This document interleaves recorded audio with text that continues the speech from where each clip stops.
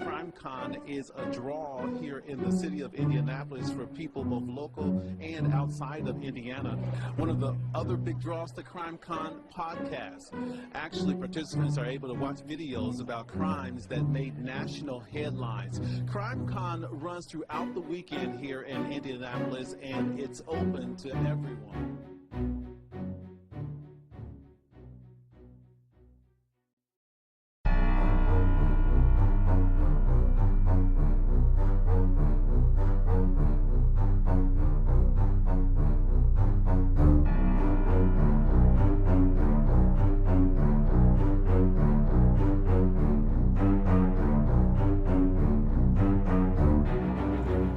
Hello, and welcome to Real Crime Profile. This is your host, Jim Clemente, former New York City prosecutor and retired FBI profiler. And with me today at CrimeCon is... Laura Richards, co-creator and producer of the case of JonBenet Ramsey and founder and director of Paladin National Stalking Advocacy Service, and advocate and author and analyst. And I'm Lisa Zambetti, and I'm the casting director for Criminal Minds, where Jim Clemente is my colleague, and I have a real interest in real crime, say it with me, and the minds that solve those crimes. And very special invited guest, Jim Fitzgerald, who's been a more or less regular person on the show. So thanks for having me. Absolutely. And we have another very special guest or guests, CrimeCon. Let's hear it.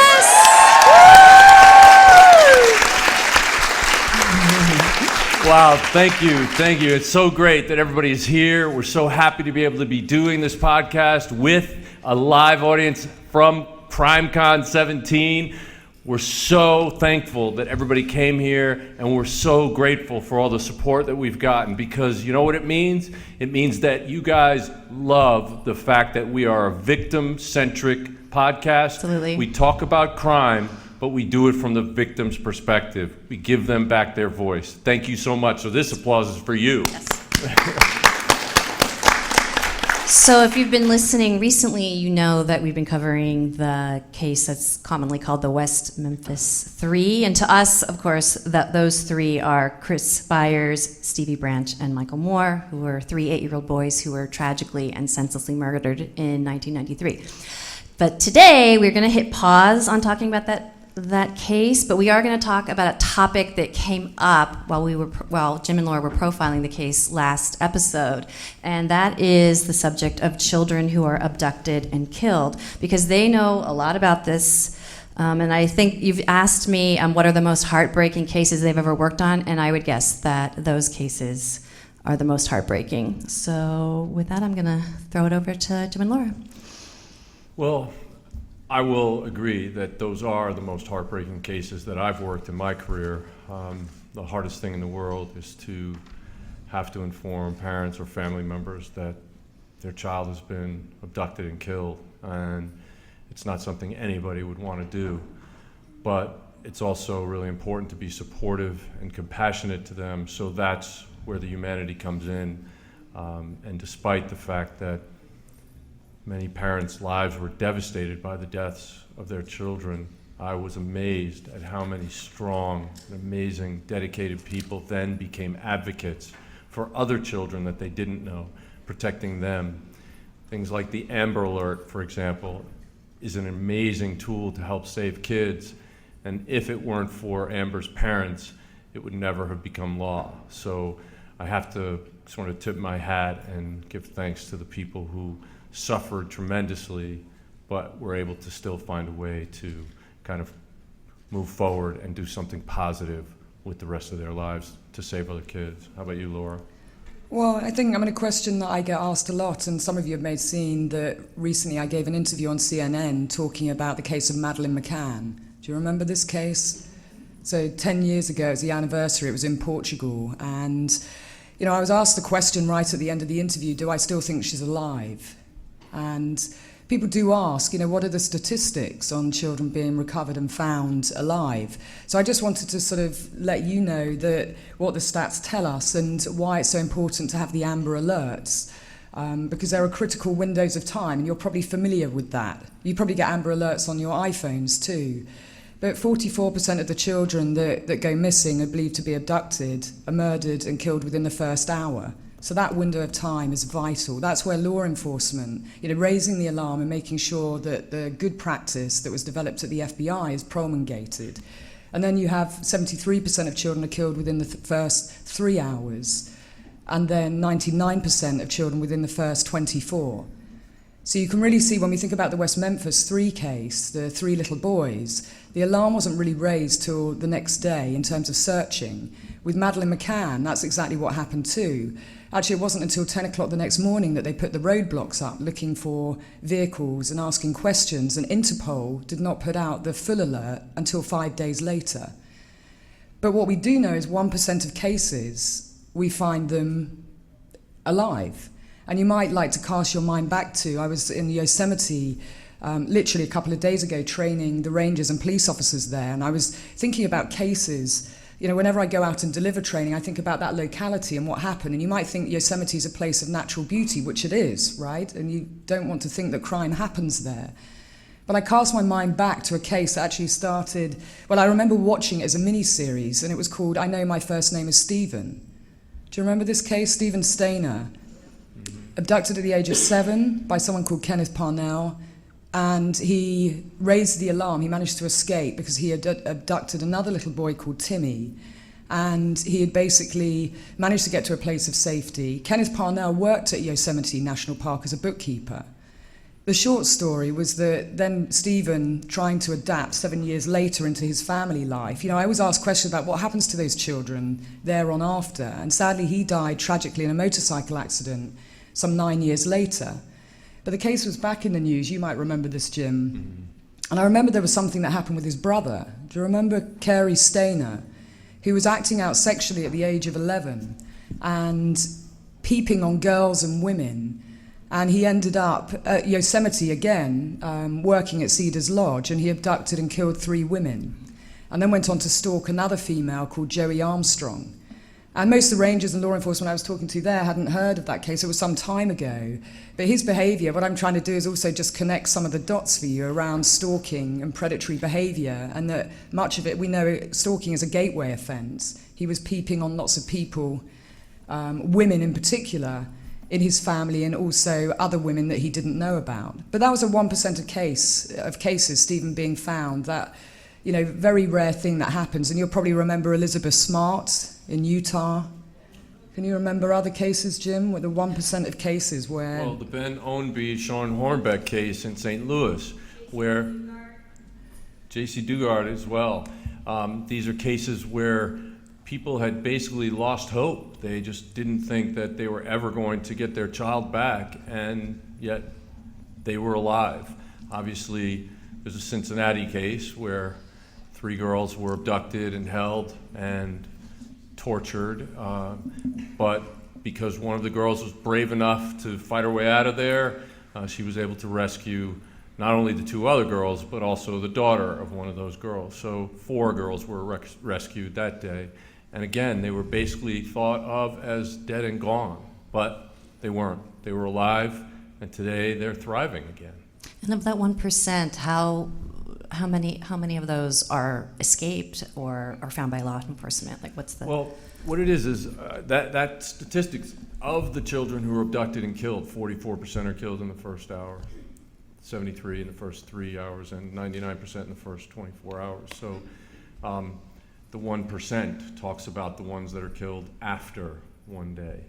But of all child abductions, long-term, non-familial child abductions, the statistic is that 67% of those in the study that we did were fatal events. In other words, the kid was killed. So that means 33%, a third, actually survived. And that could be as long as a few hours they were found afterwards, and it could also be months, years, and in fact, decades. Fitz, you want in? I just want to add a little different perspective to this, and Jim, you're familiar with the case I'm about to discuss very quickly.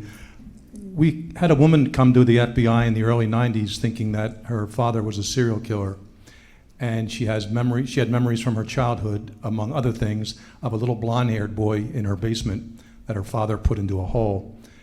This is actually in my 3rd book, which is coming out next month. But his name was, and we did some research, and here at this time frame she was referring to, there was a young boy named Douglas Legg in the Syracuse, New York area who went missing from his family's sort of mountain home. So this happened in the early 70s. In the early 90s, along with a state trooper, I went and interviewed these parents, and we went to them, and we were very cautious to not give them any promises, to not let them think we may find their child. And this was the first time in my life. I had certainly talked to parents before of missing children, murdered children, raped children, but this is the first time, almost a longitudinal study, you could call it. 20 years later, we sat down with these parents. We called them in advance. They knew we were coming, and it was the most difficult interview I ever did. I can say that to this day in my professional career, because their son disappeared. They had no idea what happened to him. There's strong possibility he was kidnapped. He may have been lost in the woods, never found his remains.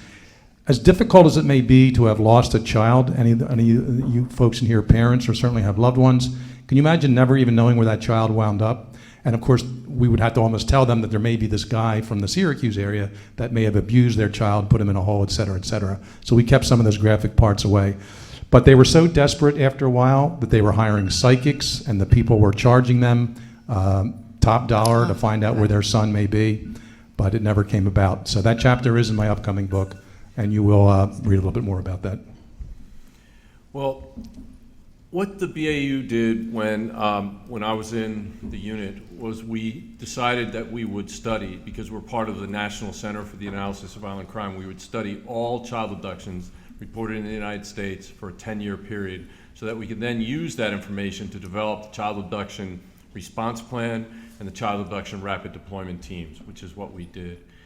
And what we found were that in the United States of America, non-familial child abductions occurred approximately 150 to 200 times a year. Now, if you balance that against the reported child sexual victimization cases during every year, that number is about 350,000 to 1 million a year. So you can see how rare this type of occurrence is. Devastating occurrence, but extremely rare.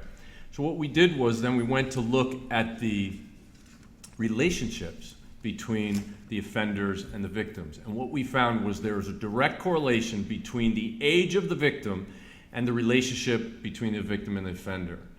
And the beginning of that correlation is that the younger the child is, the more closely in to that family the abductor or the false alleger of abduction is. So they're typically, and it makes sense because children that young are held within a ring of care and custody. And so the people who have access to that child are very limited. So typically we have to look closely to that child and their family and then work our way out in concentric circles from that family. It all makes very much sense.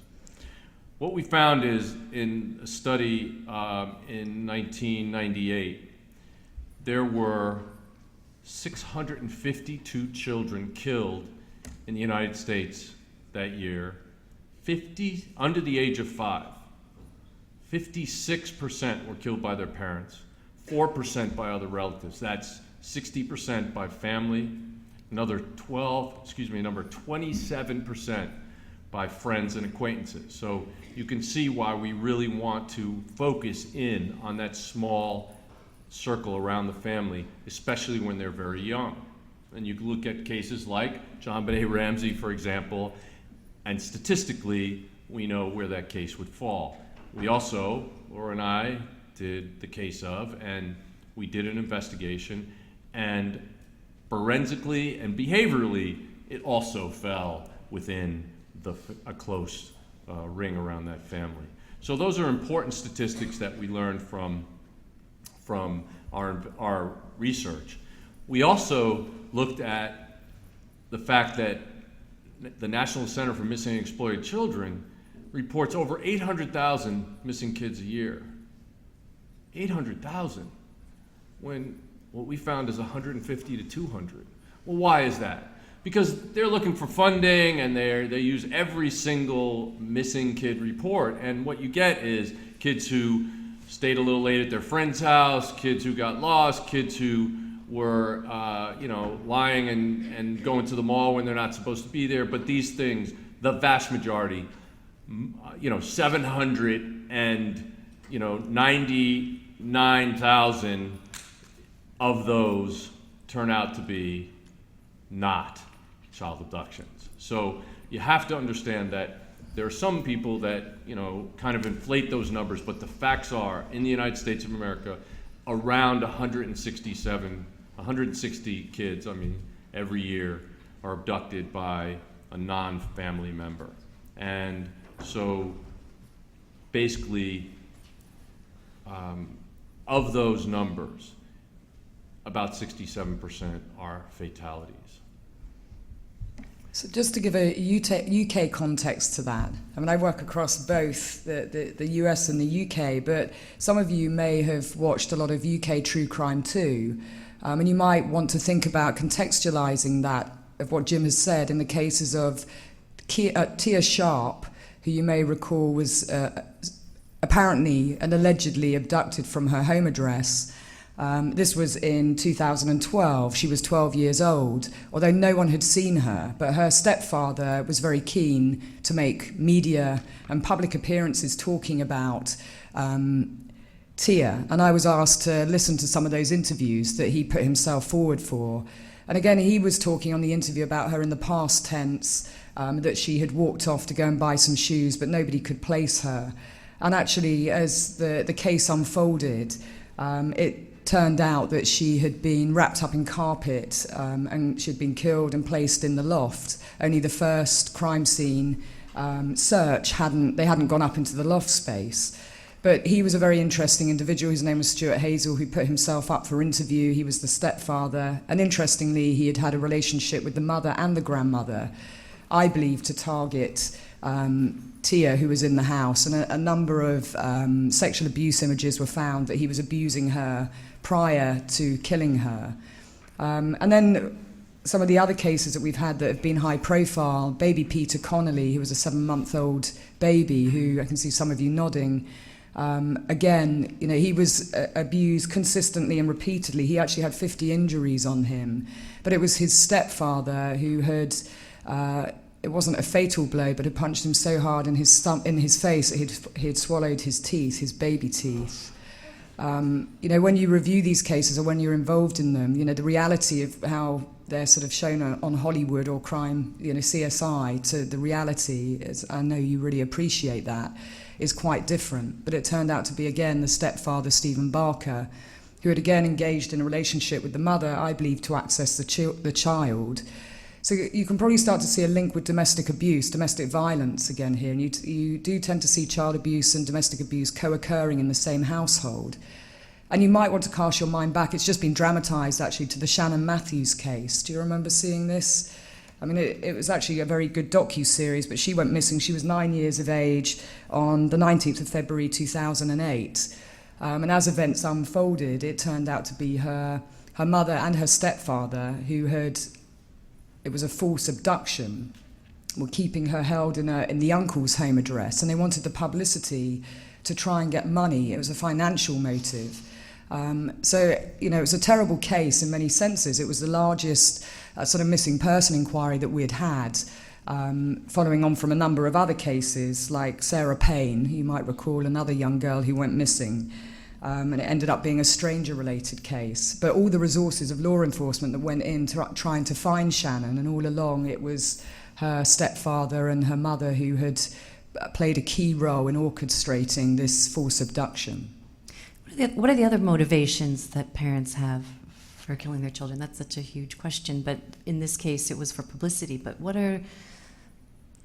Well, certainly the link with domestic abuse tends to be prevalent. When we think about, in the UK, we have serious case reviews. That's when a child dies, and a very large percentage of those cases are domestic violence related. And if you understand sort of the literature, I won't go into too much of the academic side, but somehow the links between domestic violence and child abuse, haven't always been made. And certainly when people do case presentations, And that's, for me, a really key part, that why I brought in domestic violence homicide reviews, spearheading that campaign in 2004, was to ensure that if a mother died in a similar situation to the child being murdered, that we review those cases and we understand what the risks look like, because it's a risk to the children and to the primary adult, normally the female, in those households. And particularly when you add in a blended family, a stepfather, right, then, again, you start to narrow your focus down. With step-parents, if it's a male step-parent and a female stepchild, you tend to see sexual abuse.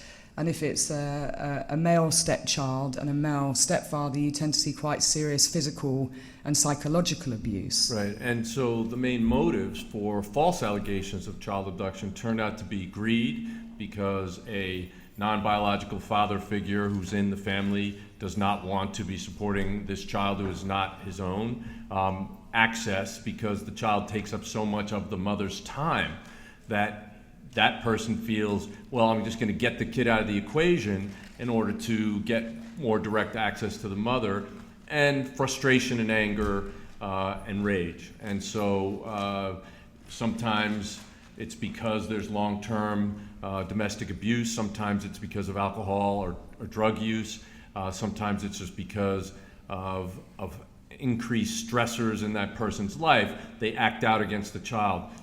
Children who are, before they reach the age of 8, their skulls are extremely fragile. It's basically like 2 layers of an egg. And unfortunately, they're very easily injured, and sometimes fatally, just by being shoved or backhanded or pushed against something, and then they fall and hit their head on a corner of a table or something like that. And unfortunately, a child can expire very easily that way. And also, unfortunately, children are very disposable. It's very easy to hide the body, and that's why I believe we have so many of these cases that are completely unsolved after years and decades, because unfortunately people will throw kids away, their bodies away, in plastic bags in a dumpster, and they just get sent to a dump somewhere, and then they're never recovered. So it's a really sad thing, but those are the motives. Just to add to what Jim just said, and there's 2 other motives for a male abductor or abuser, which is sexual, which is what the Tia Sharp case was, and power and control, that dynamic which you talked right about, but I'm going to add the power and control element. And then for females, Jim and I have discussed, it tends to be much more emotion-based. Yes, and so when we did the abduction study, we came up with basically 4 primary motives for child abductions or false allegations of child abductions, and 50% of the cases were sexually based, sexual motives. 31% were emotion-based, like Laura just mentioned, and the other motions that I just spoke about. And 11% were for profit, and not traditional kidnapping cases, but typically they were gang-related or drug-related, where somebody didn't pay off a debt or somebody cheated somebody else, so they took a kid to get money back, that kind of thing. But then 8% were this thing we call maternal desire. And in those cases, a woman who wanted to have a child but either couldn't have a child, recently lost a child, or lied and told her partner or her friends that she was pregnant, now had to produce a child. And so they went into hospitals and stole newborn babies. Now, as a result of our study, we instituted security procedures across the United States in hospitals and neonatal units, and we were able to basically wipe out this crime almost completely in the United States. I've heard of 2 cases, although it was 8% of the cases back when we did this study. I've only heard of 2 cases since we instituted these procedures. Both of them one was in Puerto Rico and one was in a very rural hospital that didn't have many security procedures. But unfortunately, it's given rise to an even more horrendous crime, which is cesarean abductions. And that is abducting a woman who's pregnant and then cutting the baby out of them. Jeez. Yeah, sorry. I should have given you a warning. This is very graphic. But the fact is that this is a crime that has happened a number of times, and it just shows you the degree to which this maternal desire can drive somebody. Not that it's justified in any way, shape, or form, but that is their goal, and they will stop at nothing.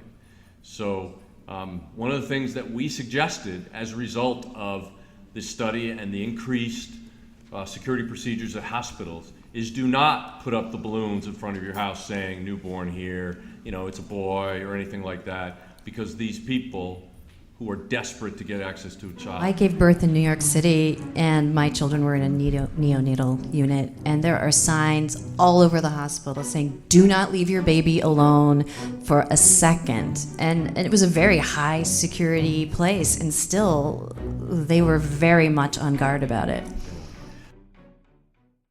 Hello, it's Jim Clemente and Francie Hakes with a special message about a new show that I'm hosting on Wondery called Locked Up Abroad.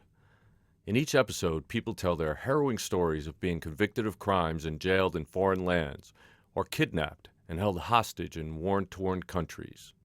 These are definitely worst-case scenarios. They're truly frightening situations. Yes, no best cases here. But it is fascinating to hear how they manage to survive these ordeals. In the first episode, Midnight Express, Billy Hayes tells us about being imprisoned in Turkey for smuggling hashish. Oliver Stone even made a movie about it. But that was the movie. This is the real story. I even had the chance to interview Billy Hayes recently, and he told me the whole story behind the story of how he escaped a Turkish prison. He even told me that he went back to Turkey years later. You have to hear his story to believe it. And now, in his own words, here is Billy Hayes. So the other thing that we learned was in terms of victims, who gets abducted and when in their life. We found that newborns, because they're basically fungible in the hospital, were about equally male and female victims. But once you got into infant age and toddler age, we found that males were about 20% more likely to be abducted than females. That may be because males may be allowed a little longer leash than females are, and we probably keep our little girls closer to us than our little boys. Maybe little boys wander off more, I don't know. But when you get to school age, everything changes. And girls are now the victims by 60%, a 60% margin, and then all the way through to through high school, where girls are now 80% of the victims of abduction. So part of it is because of the kind of freedom they have as they grow up. So the relationship between the offenders and victims, we found in the beginning, infants are taken by complete strangers, whereas toddlers are taken mostly by family members. And when they're in school age, it's almost equally split between acquaintances and strangers, because that's who they're exposed to. So there is, in these acquaintance cases, there is some prior knowledge of the victim, and that's half of these cases. So they're not, stranger danger is only a small percentage, and it's usually later in life rather than the younger children who get abducted by strangers. And again, just to contextualize that, and those who are following our West Memphis 3 case, is there anybody who's been listening to? Okay. Great. I mean, we decided not to talk about it in detail just because you might be at different stages in listening to that case. But when we think back that was 1993, there was a very high-profile case in the UK of a little boy called Jamie Bolger. Mm-hmm. Do you remember? And some of the last footage that was seen of him was being walked hand in hand with 2 10-year-old boys. And this was up in Merseyside. But that sets the context for the case that happens in West Memphis. And obviously, you know, in terms of the media, it was an international media profile, and those 2 10-year-olds. And Jim and I talked a lot about the age of criminal responsibility in the case of John Benet Ramsey. I mean, the age of criminal responsibility in the UK is the age of 10. And those 2 boys, Thompson and Venables, you may recall, actually were put on trial for his murder. But it wasn't just a murder, they tortured him. And they tortured him severely. I won't go into the detail of what he endured and what he suffered. But I think there was a read across the pond to what happened in that case, and talking about sort of ritualistic and Absolutely, this kind of torture aspect. And then when these 3 boys, Stevie, Christopher and Michael Moore, you know, are found, their bodies in West Memphis. Right. I think, you know, they thought they were looking for the same thing. But of course, you had the satanic and kind of ritualistic element thrown in there too. Yeah, you had that in that case. And those kids, those offenders, were 10 years old. And kids at that age are much more experimentative. And in the West Memphis case, the suspects that they arrested were older than that, 16, 17, 18 years old. And there's a lot less of that experimentation in that age group. And that case, there was absolutely no physical evidence of any kind of occult or any kind of torture or any kind of sacrifice, although they thought there might have been because they misread the forensics at the time. So the last, just to sum up this, the research that we did, the last category was offender gender by victim age category. So what we found was offenders who abduct newborns are almost 100% female offenders. When you get into infant and toddler range, it's about 50-50, male and females. Some of them are abduction, some of them are false allegations of abduction to cover up a homicide. And then when you get into school age, the scales tip again. And almost all the offenders are male offenders and female victims. So by the time you get to the end of high school, almost 100% of the offenders are male, and a high percentage of the victims are female. So that gave us the impetus to put together the Child Abduction Response Plan and Child Abduction Rapid Deployment Teams, which we went around the country, trained up law enforcement around the country so that we could rapidly, because of those child abduction statistics, the ones that are fatal, we wanted to rapidly respond to every case so that we weren't, at the time, people were saying, well, let's wait a few hours, find out if they wander back. Well, there's no time for that in these cases. So we educated law enforcement, we put these procedures in place, so now law enforcement agencies across the country are now trained in what it takes to find a child who's been abducted right away and not wait. So of course, these cases are every parent's worst nightmare, aren't they, in terms of, the very worst thing happening. And the research, there's still a paucity of research, but, the FBI have done a lot of research, and actually on these cases, and the UK have too. So the younger the victim, the more likely it is to be someone that's known. That having been said, you always keep an open mind, and what you'll probably understand in some of the cases that we've covered, certainly when we think about Meredith Kircher, if we up the age and think about the cases that we've covered, some of the key aspects of investigation or good practice, an open mind was not what we were seeing in terms of when we've reviewed cases, that people had a theory about what went on and then try and make all the evidence fit that theory. So the good standards in practice of investigation, we feel strongly about making sure that we put that out there. The research continues, and we've always got to remember, for Fitz, Jim and I, there's always the 1% of cases, the things that you just have never seen before, and it doesn't fit any of the profile or any of the research or anything that you've seen. So you always have to keep that open mind. So my answer to CNN, well, you can watch the interview online, we would hope that Madeleine McCann is still alive, but you can probably understand if you think about percentages. There are a number of cases where a child has been recovered, but it's, I would like to be an optimist and think that, yes, she will be recovered one day, but there's every, probability that it will be body recovery rather than her being found alive. So I know we, just to switch gears a little bit and to bring Fitz in, we were going to do some questions and answers, because I know time-wise we're... Could I just add to what we're talking about real quick here, though? Please do, Fitz. And it just so happens I was in northern Spain on some FBI business when Madeleine disappeared. And I always wish that perhaps the Portuguese police somehow could have reached out to me, or their Spanish people Spanish authorities who knew I was there, but obviously that never came to play. But the other thing, you mentioned the 1% before, the case is unusual. As a young detective, I'm not sure how often this happens, but I worked a case of a biological mother and father who were both sexually abusing their 4-year-old daughter. And that was a very difficult case for me. I had a son about the same age at this time. And you know what? You can't go in the interview room and pound your fist down and call them all the names that you're thinking in the back of your head. And I know Jim's done some of these, and Lars, if not directly when the case is unfolding, but maybe later on. And but you almost have to hold the hand of these people separately, of course.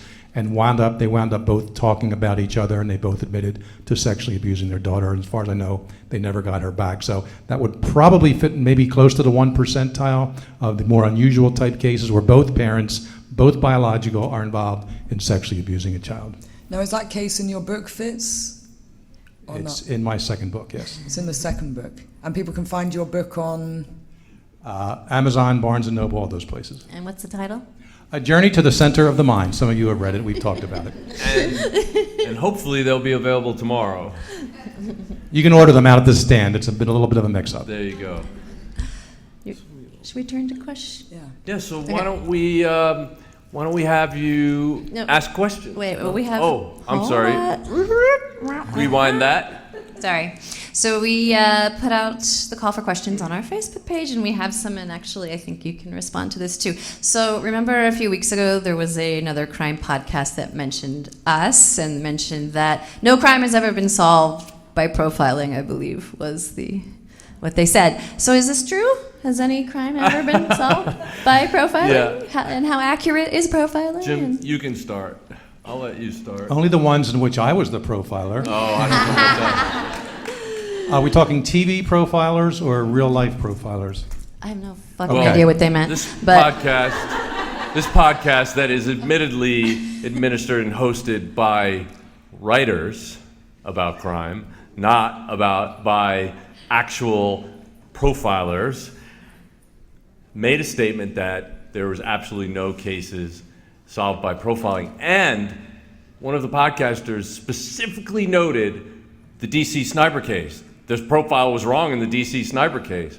Well, she's absolutely wrong, because that is a case that was absolutely solved by Jim Fitzgerald and myself as profilers in that room. And what it was, when she's talking about the profile was wrong, it's that statistically, snipers are lone individuals. They have a God complex. They do not work well with others. So we're probably looking for a middle-aged man, maybe a white man, who's out there shooting people. But that's just a generic thing. That's not what the actual profilers came up with when we were in the room, because Jim Fitzgerald looked at the writings that they left at several of the crime scenes, and he said, if this person is an adult, he's barely an adult, but I think he's a teenager. I remember it vividly, and everybody else in the room said, what? This guy is shooting and killing, shooting and killing, shooting and killing, in and out, stick and run, totally calm, totally planning and execution perfection. Nobody sees him. He's a ghost. He can't be. He must be late 40s, early 50s, police or military trained. So you have that type of profile, and you have a dichotomy with Jim's forensic linguistic profile. And I said, well, then either we have a guy who is decompensating whenever he's writing, so it looks like he's a child when he's writing, but he's a perfect, organized adult when he's shooting, or for the first time in U.S. history, we have a sniper teen. A lot of people blew up, right? And went back and forth, and then they said, well, that can't happen because snipers have God complexes and can't work together well. And I said they can if one is much older and controlling the younger one, to the point where probably the best way to control the younger one is to be sexually victimizing him. And again, everybody kind of flipped out, if you remember, and said, you're just saying that because you're an expert in child sex crimes. And I said, well, I'm just telling you, that's what it looks like to me. And 5 years after they were caught, Malvo gave an interview, and he said that Muhammad had picked him up in a men's shelter. He was 15 years old, and he had been sexually victimizing him and teaching him how to be a sniper. He was a stranger. Yeah. And if I may add, from a forensic linguistic perspective, I was the first one to say we probably had African Americans as our snipers, or at least one of them, because there were some vestiges of African American vernacular English. Is a very legitimate studied dialect in the U.S., but there were some clues to that in the letters they left. So for the first time, we're saying we may have two, there may be an age separation, and we may also have some black guys doing this, which is a little bit different than all that we said in the original profile was statistically, it's older white males who do this God complex, all that. Right. But after the first or second letter came in, I said, we may have an African American here as at least one of ours, and it turns out that was the case. So profiling did solve the case. Once we put out that profile, within 24 hours, they arrested the snipers. 24 hours? Yes, 24 hours. We put out that profile. We said African time American. We said an African American, 45 to 55-year-old, and a teenage other person. We weren't sure if they were both African American, but we did have one sighting of an African American kid with an afro that one of the sheriff's departments completely discounted. So we were thinking that it's probably 2 African American males, one in his late teens, one in his 40s to 50s, who were driving a dark sedan, not a white van. And Jim nailed it completely because actually Malvo was from the islands, and he said there was some island influence in the language, which also the Caribbean influence in the tarot cards as well, I remember you saying. And so that profile Mr. Police, Yes. They use the term, which is very unusual as for the if, U.S. Yeah, I remember you saying, he said, it says, "This is for you, Mr. Police," as if you're looking up to the police, right? Deferential. Yes, and instead of saying no media, right, it said no press, right? And that's press is kind of an outdated term for us here, but it's still used some other places. So anyway, the profile was spot on. It did solve the case, and it stopped people from killing. So to say that profiling, I mean, the very first, and you're reading Incendiary, right, about the Mad Bomber of New York from the 1940s, which was the very first case on record of profiling solving a case. So to say that we never solved the case, I hope you're listening out there because you gave us a really good laugh. So that's the US. I mean, the same can be said in the UK. And, you know, with the case that Jim, Fitz and Jim C have just described, I'd say that's a 1% of case, as in double-handed sniper, and it involves sexual coercion. So if we think about coercive controlling behaviour, he was controlling through sexual coercion. But certainly in the UK, one of the first cases profiling was used was on Duffy and McCahey, they were called the railway rapists, and they raped and murdered a number of women up in Hampstead Heath.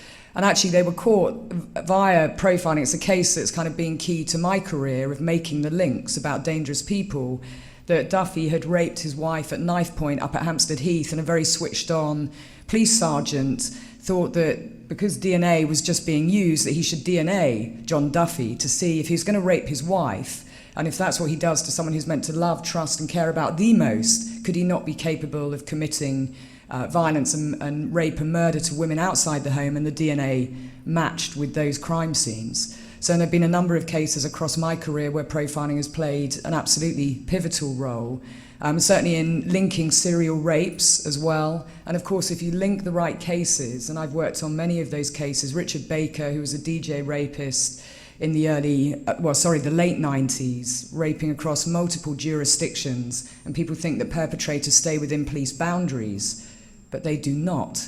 So we have to think about that when we're linking things. And of course, if you link the right crimes, that can take you to the perpetrator. So it plays a very key role, as we all know. It's another tool. The same as facial profiling, these are all tools of the trade. I was fortunate enough to work at the FBI, which is where I met Jim Fitzgerald, and certainly I met Jim C back at New Scotland Yard. And when you pull your knowledge in cases, and we try and get things written up in the literature.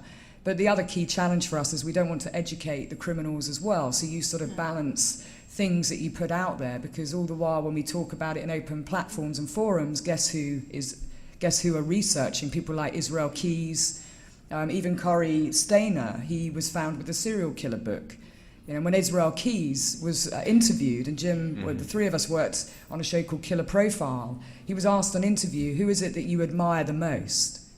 You know what his answer was? I know these two guys know. Yes. He said, I admire the serial killers who are still out there who haven't been caught yet. And Israel Keyes probably was one of the most brilliant serial killers in the history of the United States, but when he had a successful double kill. Brilliant in inverted time, commas there. Yes, absolutely. But when he had a very successful kill, nobody even knew that these victims were killed, that were murdered. It just went to his head, and he was so hyped up about it that he decided to, instead of traveling across the country, flying about 1,000 miles, driving another 1,000 miles, going to where he had buried a kill kit years before, and going and finding somebody and just killing them randomly, and then flying back to Alaska. Instead of doing that, he went and hunted in his own backyard, and that was his ultimate demise. We have linked 11 kills to him, but we have 36 trips that he took like that. We have no idea who he killed during those trips. And he killed himself before he would admit to any more than the 11. Taking the ultimate control. That's him. It's the power and control game again. You can see the links across, these are power and control crimes. Even when being interviewed by law enforcement for the psychopaths, it's all a game. So you have to be attuned to that when you're going into interview or when you're advising on those interviews. You have to be attuned to that. If you want to hear more about Samantha Koenig, who was Israel Key's, I think, his last victim, Bobby Taconin and I did a podcast. You can look it up, and Bobby talks about Samantha. On Real Crime Profile.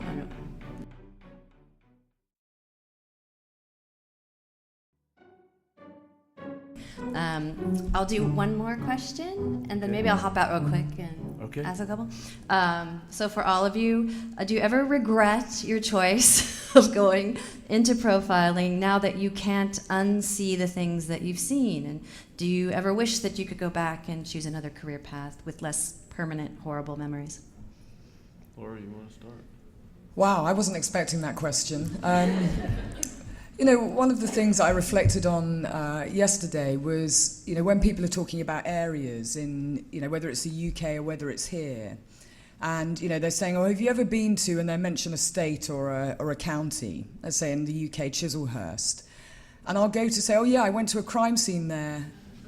At a dinner party, everyone's having great fun, and there you are with your mapped out crime in your head, and, that can be a challenge. But I certainly don't regret my career choices. I feel very passionately and very strongly about the work that I've done. Actually, it wasn't a mapped-out career. I've really just followed the things that interest me, in the sense that giving victims a voice feels, that part and the injustice. For me, I remember watching The Accused with Jodie Foster, and that had a very profound impact on me. I can see some of you nodding. I felt very angry watching that, and certainly when the mini-series of Stephen... I know my first name was Stephen. That was another key thing where I thought, this is, I can see what I want to do, my aspirations. And I've met some fantastic people. I've seen the worst in life, but I've also seen the best in life. I've seen families who are bereaved, whose loved ones have been killed, who are committed to make sure another family doesn't go through that. And they're the ones, actually, who I admire the most, because you deal with the cards that you get dealt. And many of them I've gone on to change the laws, in the UK on domestic violence and stalking, and they show huge humility. And we have to have champions and people at the front, and I'm very honoured to do the job that I do and, really join the dots and the cases. There's darkness, but there's also a lot of light. And, I always go into things looking for the best in people and things. And you have to take your time out and enjoy the sunshine and fill up your joy, or your life with joy too, which is why some of you will see on social media me running up Upper Yosemite Falls and all sorts of, things that I really enjoy doing. So everything is tempered, I think. But I think it's, incredibly worthwhile what I do. And I've met some incredible professionals who I work with. The unsung heroes in many respects. So it's a very long answer. Yeah. Jay Clem? So I always thought that being an FBI profiler was an amazing way to use your brain to try to stop some brilliant killers and some prolific killers who aren't that brilliant but who know how to play the system. So I believe that it's a rewarding career just based on that. But the people that I've worked with and the families of the victims and the victims themselves are the ones that I did this for. And just being able to save the life of one 6-year-old boy early in my profiling career, that made up for any of the negative that I experienced over the 22 years that I was in the FBI. So no regrets. I mean, life-saving, is the other side to it, isn't it? And I probably should have mentioned the DASH, the risk model that I created that's out of all of the darkness to try and find a way to look at the patterns. And Tim Ferriss, for example, does a brilliant podcast. I'll give a shout out to him. He looks for patterns in success. Well, we've looked at patterns, in darkness, but for me it's about public protection and using those lessons and those patterns to keep people alive. they're the cases I'd rather be working on, and I've dedicated most of my career to that, of actually keeping people safe. So sometimes we don't know people that we've touched in the work that we do, but a lot of times I do get emails from victims and families, certainly through Real Crime Profile, and brothers and fathers and sisters and mothers saying thank you for doing the work that you do. Well, I don't make that a public profile, but that for me, is hugely rewarding when they contact me to say you saved my daughter's life or my sister's life, and that's hugely rewarding. How about you, Fitz? Yeah, my career, like a few other profilers of which I am aware, interesting trajectory in that as a young police officer, 22 years of age, I was right there on the scene, right after a shooting or a stabbing, a drowning, accidental, on purpose, whatever the scenario. And I did save a few lives then, helped a few mothers give birth to, and those little babies are who knows how old now. But and then as I moved on as a detective sergeant, then quit the police department, joined the FBI. Now I'm back working bank robberies in New York, and Jim was there with me in those days, and there would be some tellers shot, some armored car drivers and guards shot, and we'd be right there, and the bodies would still be warm. We're applying first aid. Then I became a profiler, and in a way I almost felt like I was taking the easy way out because I was only looking at pictures mostly. Quite frankly, I love Criminal Minds. I work for the show too, but real profilers don't always get on crime scenes within an hour or two of them happening. Yeah, mostly we only do that for child abductions because of Yes. that critical time nature. And all of a sudden, I just found myself looking at pictures and reading reports. And then, as many of you know, I sort of morphed into forensic linguistics. So then I kind of went to just reading documents about violent crimes. So I went from very early on seeing, bloody crime scenes and hopefully helping people either at the scene itself or maybe through the investigation, to mostly looking at pictures and words afterwards. So in my life, I think I'd rather have it that way than flip the other way and still going out and looking at some of those crime scenes now. And I give lots of credit to the men and women in law enforcement, CSI, maybe some of you in here who still do this job, because it's not easy.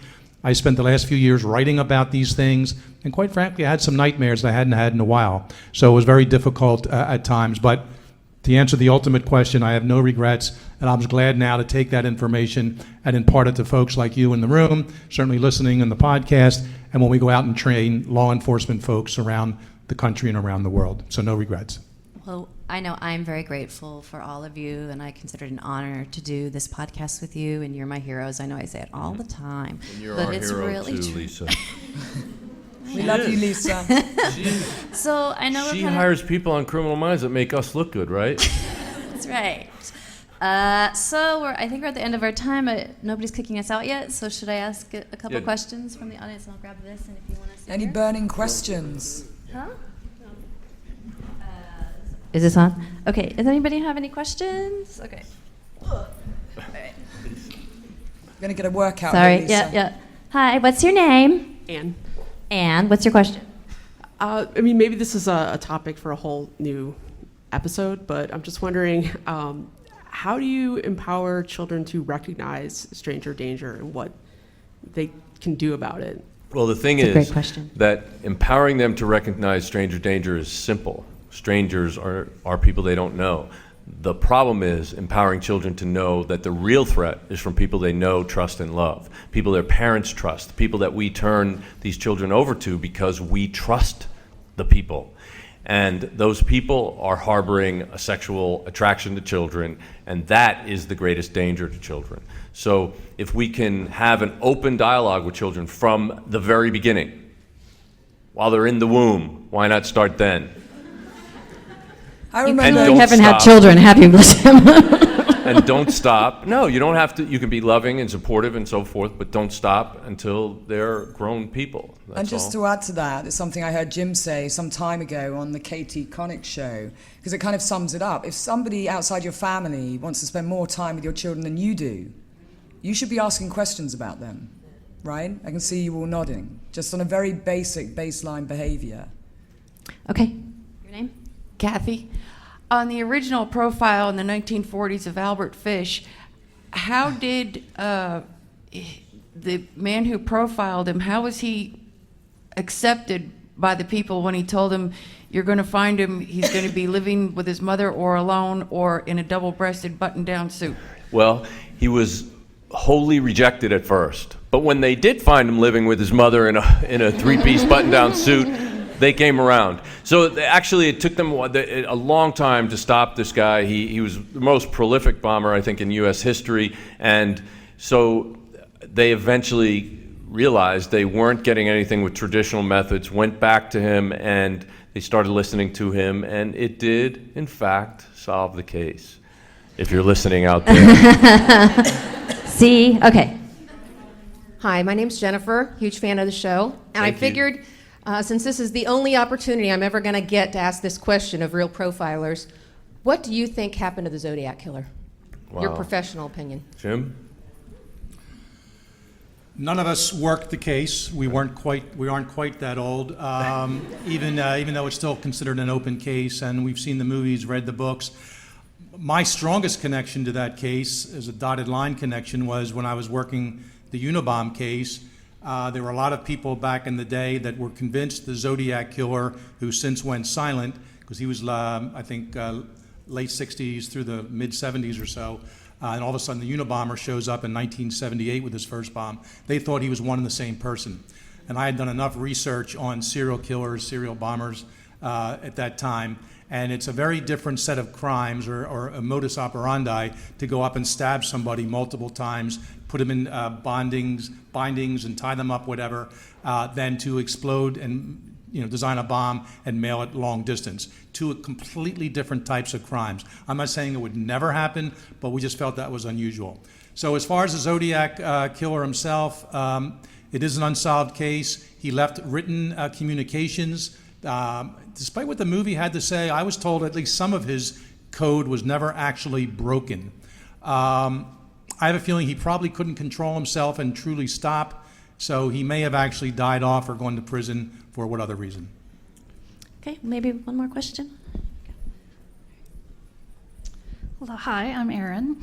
I had a question for you about the public, not just having a sex offender registry, but making it public. What is your opinion on that? And do you have statistics or anecdotes about how it has helped solve other abductions or other sexual, or has it just sort of created problems for people? Well, I don't think I don't think it has just sort of created problems, but I will say that it is the first place that people look when a child goes missing. And I don't know many cases that were actually resolved that way. That said, one of the cases that I did in Churchill Downs, outside of a racetrack there, a 4-year-old boy went missing. The last person who had seen and reported that child last seen was actually a registered sex offender. And thanks to a study done in the UK, we found that 85% of the cases in which the last known sighting was by a registered sex offender, that person abducted and killed the kid. So in that case, I turned everybody around from where they were looking, which was literally across the United States of America, to go back to that neighborhood, go back to the place that's right across the street from where he was last seen, go back to the person who did that, who made the report. Check the garbage dump behind his house, the trash cans behind his house. The sheriff refused to do it. I ordered an FBI agent to do it. He goes out. When he's approaching the garbage cans, the manager of the building tells him they've already been searched. He turns around and goes home. On Monday, when the garbage truck came and they went to empty the garbage trucks, they found the boy. So it does help us in certain cases, maybe a very limited number of cases, but if it helps us in one, I think it's worth it. Okay, so this is the real last question. Okay. My name is Sarah, and I just wanted to ask, as people that have been part of the BAU and profilers, what is maybe the most common background of people that come into the BAU, and also maybe one piece of advice of something to get involved in if anybody was interested in pursuing a career like this? I think lunatics would be, no, I'm sorry. He looks at me, you notice. Yes, of course. I would say that when Jim and I wanted to become profilers, there were no forensic psychology programs. There were no master's programs in forensic psychology. There are plenty today, and in fact, Jim and I both have guest lectured in those kinds of programs. I would say that that's probably the best way to do it, because profiling doesn't necessarily have to be in the FBI or in a law enforcement agency, but it can be useful in your life. I mean, it does help you. Being able to read other people's behavior, being able to tell when somebody is lying to you or telling you the truth, being able to understand why your gut is telling you, don't go in this situation, don't trust that person, and then listening to it. That's something that can help anybody. But I think the closest training outside of the BAU is probably a master's course in forensic psychology.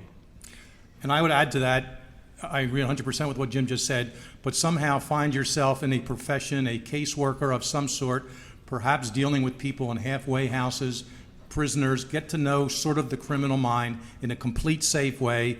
You don't want to go to the bar that says, you know, criminals only on the door. But I mean, somewhere, if you have an interest in that, where you do have some sort of interaction, because there's a whole psychopathy behind these people. They think and act different than any of us do in this room. And I think knowing how they function, maybe even working in a prison, they need, you know, counselors in there, whatever, volunteer. And again, safety is always number one here. But if you can do that, I think knowing the criminal mind is what really helps you. That's why they send us into prison as young profilers to interview these guys. I mean, I've interviewed plenty of people as a police officer, interrogated them, whatever, and Jim and I did in, you know, New York City too. But some of the profilers don't have that much necessarily experience in that regard. So sitting down with the convicted criminals, they're not going anywhere. There's no deal offered. They're not getting the window view of the bay. They're in there for life.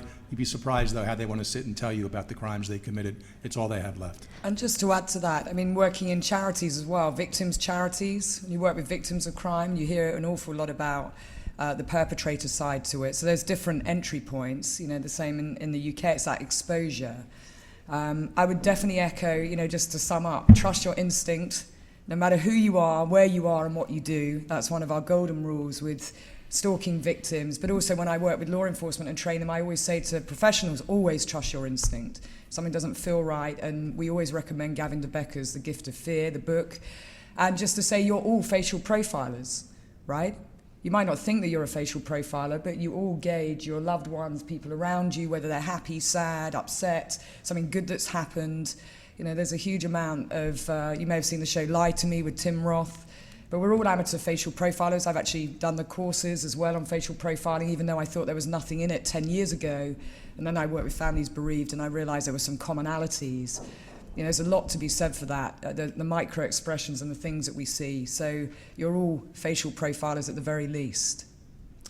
So speaking of Criminal Minds, there are two shows that I want to encourage you to watch this season. And season 13 of Criminal Minds is coming up, and we hope you'll tune in and see Jim's wonderful writing and my not so bad casting. But there's another show that is coming, and tell us about it. I think I know which one to which you refer. Yes, I'm very happy. Manhunt, the Unabomber, premieres August 1st. It's an 8-part miniseries on the Discovery Channel.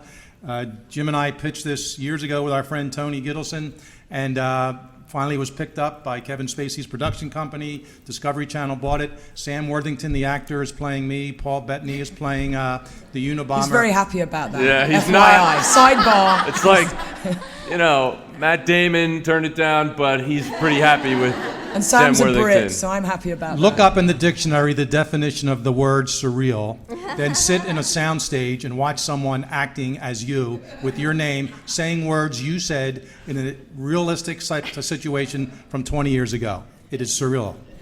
Watch the show. I think you'll like it. Said the forensic linguist. And so I want to thank everyone in the audience, and I want to thank all our listeners. Thank you for listening to Real Crime Profile. Woo! So if you enjoy our podcast and would like to support us, there are a couple of important things you can do. First, you can go over to iTunes and give us a positive 5-star review.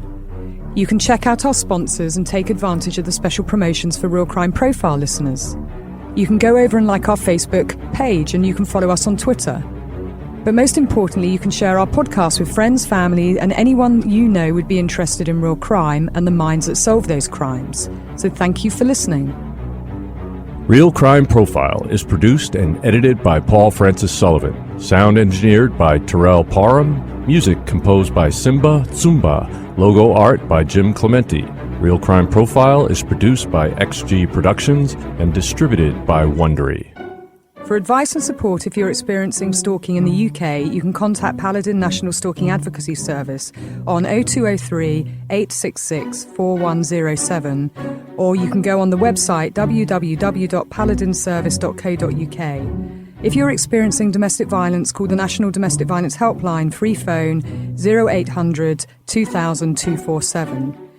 In the US, if you're experiencing domestic abuse and need advice, safety, shelter or counselling, call Genesis, the 24-hour hotline, 214-946-4357, or go on their website, www.genesisshelter.org, or the Domestic Violence Hotline on 800-799-7233.